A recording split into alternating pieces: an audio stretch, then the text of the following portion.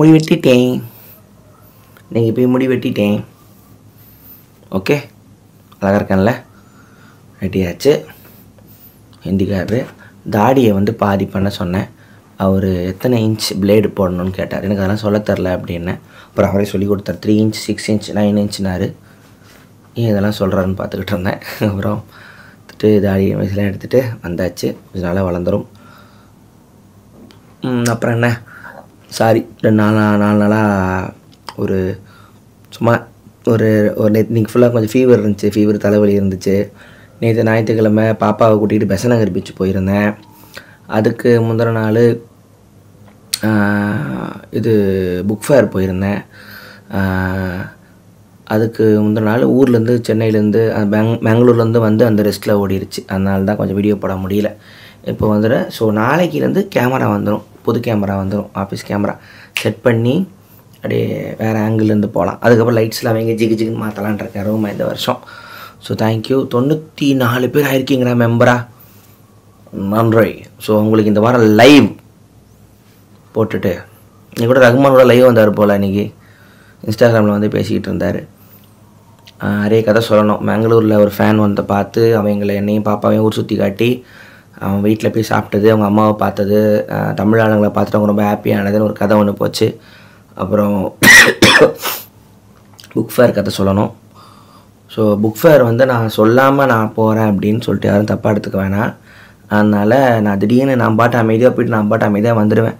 அங்கே யாராவது ஒருத்தங்களை பார்த்தா அவங்களோட பேசிட்டு வர்றது. அதனால தான் அது ஒரு விஷயத்த வந்து நான் சொல்லிவிட்டு நான் போக மாட்டேன். நிறைய பேர் இன்ஸ்டாகிராம்லாம் கேட்டாங்க, போகும்போது சொல்லுங்கன்னு சொல்லிட்டு நிறைய பேர் கேட்டதுனால அது ஒரு பந்தாவை ஆக்கிட வேணாம் அப்படின்னு சொல்லிட்டுன்னு. ஸோ இன்னும் ஒரு முறை போவேன். ஸோ ஏதாவது டைமில் யாராவது மாட்டினோம்னா நம்ம பார்த்து பேசலாம். ஸோ அதுதான் மெயின் காரணம், வேறு ஒன்றும் இல்லை. ஸோ அங்கே பப்ளிஷிங்கில் இருக்கிறவங்க, புக் ஸ்டால் வச்சுருக்கவங்களாம் சேனல் பார்த்தீங்கன்னா சொல்லும் போது நல்லா ஜாலியாக இருக்கும்.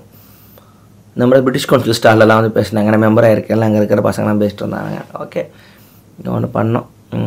நான் தினேஷ் அண்ணன், சௌமியா அக்கா, முக்கியமான ஆள்லாம் போனோம். பார்த்துட்டு ஃப்ரெண்ட்ஸ் ஆனி வந்திருந்தாங்க, அவங்க பாப்பா வந்துருந்துச்சு. ஸோ எல்லாம் பார்த்துட்டு பேசிவிட்டு நிறைய பேரை பார்த்தோம். ஓகே, அந்த கதையெல்லாம் உங்களுக்கு பொறுமையாக சொல்கிறேன். என்னென்ன புக் வாங்கினேன் அப்படிங்கிற சொன்னேன். ஸோ இன்றைக்கி வந்து இதுதான் வந்துச்சு. அப்புறம் முடிவெட்டும் கதை இன்றைக்கி போச்சு. தலைவலி மத்தியானம். நேற்று நைட்டு 10:30 மணிக்கு பாப்பா வந்து தூங்கலாம் வாங்க, துணைக்கு தூங்கலாம் வாங்கன்ட்டு சரி போய் படுத்தேன். சரி தூக்கம் முடிச்சிட போதேன்னு சொல்லிட்டு ஃபோனை ஏரோப்ளைனில் போட்டான் பாரு. டப்புக்குன்னு எனக்கும் தூக்கம் வந்துருச்சு. தூங்கிட்டேன். முடிச்சு பார்த்தா 5 மணிக்கு முழிப்பு வந்துருச்சு. அப்புறம் எந்திரிச்சு உட்காந்துட்டு கதை எழுதிக்கிட்டு இருந்தேன். அப்புறம் அப்படியே ஓடிடுச்சு. அப்புறம் ஆஃபீஸில் உட்காந்து மத்தியானம் தொல்லை தூக்கம் வந்துச்சு. தூங்கி எழுந்திரிச்சா தக்காளி தலைவலி, செம்ம தலைவலி. அப்படியே பார்த்தேன். சாயந்தரம் அடினோமங்கிக்கு எல்லாம் வந்திருந்தாங்க ஷூட்டிங்க்கு. ஐயா நான் வீட்டுக்கு கிளம்புறேன், முடியலன்னு சொல்லிட்டு ஓடியாந்துட்டேன். வந்துட்டு ஒரு டோலோ ஒன்றை போட்டுட்டு நைசி மாத்திரை ஒன்று போட்டுட்டு வீட்டில் காஃபி குடிச்சிட்டு ஒரு மஷ்ரூம் வாங்கியிருந்தாங்க, மஷ்ரூம் மசாலா சாப்பிட்டதுக்கப்புறம் தான் கொஞ்சம் உடம்பு கொஞ்சம் தெம்பாச்சு.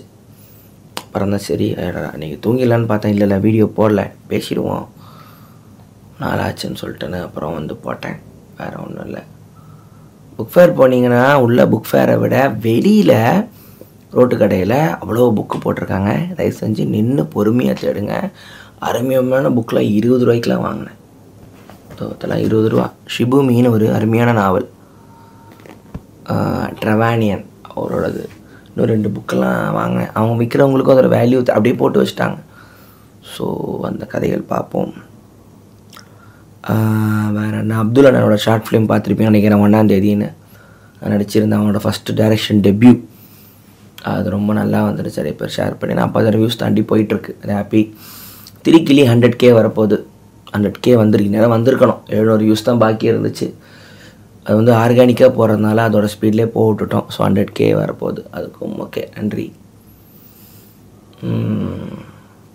அப்புறம் பிளாக் ஷீப் அவார்டில் வந்து நாமினேட் பண்ணியிருக்காங்க. அவங்களே ஃபோன் பண்ணாங்க, ஆனால் இந்த மாதிரி சரிப்பா போட்டுக்குங்கப்பா, இங்கே அதை ஃபார்ம் ஃபில் பண்ண கூட ஆளில் நீங்களே போட்டுக்கோங்க அப்படின்னேன். ஸோ வீடியோ பாட்காஸ்ட் கேட்டகரியில் வந்து ஃப்ளாக் மக்கீஸ் வந்திருக்கு. அப்புறம் புக் ரிவ்யூவில் இலக்கிய குறுங்குகள் வந்திருக்கு. அப்புறம் ஆடியோ பாட்காஸ்ட்டில் வந்து ஓக்லொலி வந்திருக்கு. நான் அந்த ஓட்டு கேளுங்க அது கேளுங்க அதெல்லாம் ஷேர் பண்ணல. அவங்க போட்டதுனால ஓக்லொலி வந்து நான் இது யார்ட்டையும் எதுவும் கேட்க மாட்டேன், அதை பற்றி சொல்லவும் மாட்டேன். அது வந்து எனக்கு அதனால் எனக்கு எதுவுமே எனக்கு வர வேணாம். அது ரொம்ப ஒரு பியூரான விஷயம், அதை தனியாக வச்சுட்டேன். பிளாக் மங்கி பேஜ்லையும் இலக்கிய குரங்குகள் பேஜ் இந்த போஸ்ட்டை ஒரு முறை ஷேர் பண்ணேன். அவ்வளோதான் என்னால் முடியும். அதுக்கு மேலே கேட்க வேணாம். அது ஏன்னா அது ஒரு டைமில் இருந்துச்சு. ஒரு டைமில் வந்து ஏதோ ஒன்று அடையணும் அப்படின்லாம் யூடியூப்லாம் நான் பார்த்த டைமில் ஆரம்ப டைமில் இருந்துச்சு, அதெல்லாம் ஒத்துப்பேன். இப்போ வந்து அந்த ஃபேஸ்லாம் தாண்டிட்டேன். இப்போ வந்து எனக்குன்னு ஒரு ஜனங்க பார்க்குறாங்க. அவங்களுக்கு என்ன நான் எப்படி இருக்கேனோ இவ்வளோ வருஷம் ஃபாலோ பண்ணி ஃபில்டராகி சில பேர் வந்திருக்கிறாங்க. அவங்களுக்கு பிடிச்ச மாதிரி நான் பண்ணிக்கிறேன். அந்த வேர்ல்டுக்கு நான் வந்துட்டேன். அது எனக்கு ஏன் நிறைய போகலங்கிற ஃபீலிங்கும் வர்றதில்ல, ஏன் கம்மியாக போகுதுங்கிற ஃபீலிங்கும் வர்றதில்ல. அது ஒரு ஏஜுக்கு அப்புறம் அந்த ஒரு அண்டர்ஸ்டாண்டிங் வந்துடும். அதில் தான் நான் இருக்கேன். கிடைச்சாலும் சந்தோஷம், கிடைக்காட்டியும் சந்தோஷம். ஆனால் ஈவெண்ட்டு கூப்பிட்ருக்காங்க, போய் ஜாலியாக வேடிக்கை பார்த்துட்டு வரலாம். ஸோ அதுதான் நடந்துச்சு. அப்புறம் வேறு என்ன,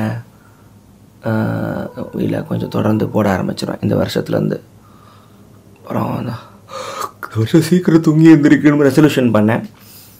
அது வந்து நடக்குமான்னு தெரியலை, பார்ப்போம். அப்புறம் மற்றபடி மங்களூர் நல்லா இருந்துச்சு. ஃப்ளைட்டில் வந்தோம். ஃப்ளைட்டில் வந்து ஓவர்லே ஃப்ளைட்டு தான் இருந்துச்சு. இந்த முறை 2 முறையும் ஃப்ளைட்டு. ஏன்னா ரிட்டர்ன் வரும்போது பாப்பாவை நான் கூட்டிகிட்டு வரணுங்கிறதுனால ட்ரெயினில் தனியாக அனுப்ப மாட்டேன்ட்டாங்க. ஸோ ஃப்ளைட்டில் கூட்டியாந்தேன். அங்கேருந்து மங்களூர்லேருந்து பெங்களூர்லேருந்து சென்னை, அங்கே ஒரு கேப்பு. ஸோ போயிட்டு பெரிய அட்வென்ச்சராக இருந்துச்சு.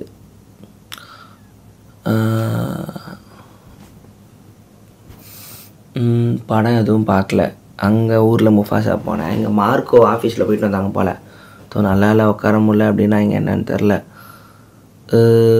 மதகஜ ராஜா போகலான்னு பிளான் இருக்குது. 12 வருஷம் கழித்து வருது படம். ட்ரெயிலெலாம் உட்காந்து ஆஃபீஸில் பார்த்துக்கிட்டு இருந்தோம். ஏதோ ஒரு இங்கிலீஷ் படம் ஒன்று யோசிச்சோமே, இருக்கா இல்லையான்னு தெரிலன்னு தெரில. எம்மி அவார்ட்ஸ் கொடுத்துருக்காங்க, கோல்டன் குளோப் கொடுத்துருக்காங்கப்பா. எனக்கு ரொம்ப ஃபேவரட்டான ஷோகன் சீரியஸ்க்கு கோல்டன் குளோப் கொடுத்துருக்காங்க. அப்புறம் இந்த படம் டெமி மோர் சப்ஸ்டன்ஸ், அந்த படத்துக்கு அவார்டு கிடச்சிருக்கு பல பெஸ்ட் ஆக்ட்ரஸ்ஸு. கொஞ்சம் அந்த வருஷம் கொஞ்சம் ஓகே. இந்த வருஷம் இது விடாமுயற்சி தான் வரல போலையே பொங்கலுக்கு. தினேஷ் பயங்கர தலை ஃபேன், அவன் ரொம்ப ஃபீல் பண்ணிக்கிட்டு இருந்தான். இப்போ அதனால் நிறைய படம் வருது போல். இந்த மாதிரி கொஞ்சம் பொங்கல் கொஞ்சம் போரு தான். அஜித் விஜய் அவங்க 2 பேர் படமும் இல்லை. எல்லாம் பரவாயில்ல, அதனால சின்ன சின்ன படம் நிறைய பேருக்கு தியேட்டர் கிடச்சிருக்கும். அதை அவங்க பார்க்கட்டும், என்ஜாய் பண்ணட்டும்.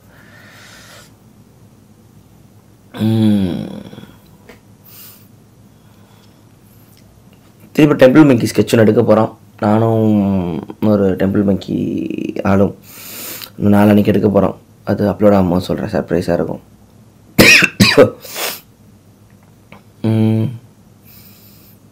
வேறு என்ன கைஸ், உங்களுக்கு எப்படி போயிட்டுருக்கு?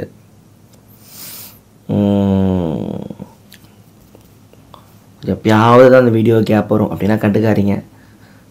முக்கால்வாசி நான் கொஞ்சம் இந்த கேமரா செட் பண்ணி ட்ரைபாட்லாம் போட்டு லைட்டுக்கிட்டு வச்சுட்டேன்னா அப்படி சேரில் உட்காந்து ஆன் பண்ணிட்டேன்னா வீடியோ ரெக்கார்டுங்கிற கொண்டு வந்துட்டேன்னா டெய்லி உட்காந்துருது வேலை. ஃபோனுக்குன்னு மைக் ஆல்ட்ரு பண்ணுறது நேரம் ஓடிடுது. அவ்வளோதான். முடிஞ்சளவுக்கு எல்லாம் புக் ஃபேர் போங்க, திருப்பி கிடைக்காது. போயிட்டு புக்கு ஆட்டையை போட்டு வாங்கிட்டு வாங்க. ஃப்ரெண்ட்ஸ் எல்லாம் கேளுங்க என்ன வாங்கலான்னு சொல்லி கேளுங்க. ஆளாளுக்கு உங்களுக்கு பிடிச்ச புக்கை வாங்குங்க. இதுதான் நல்ல புக்கு, இதுதான் மோசமான புக்குன்னு அப்படி ஒன்றுமே இல்லை. Every book has a story. Every book will find its owner. Okay, அவ்வளோதான். நாளைக்கு பார்ப்போமா? Good night monkeys.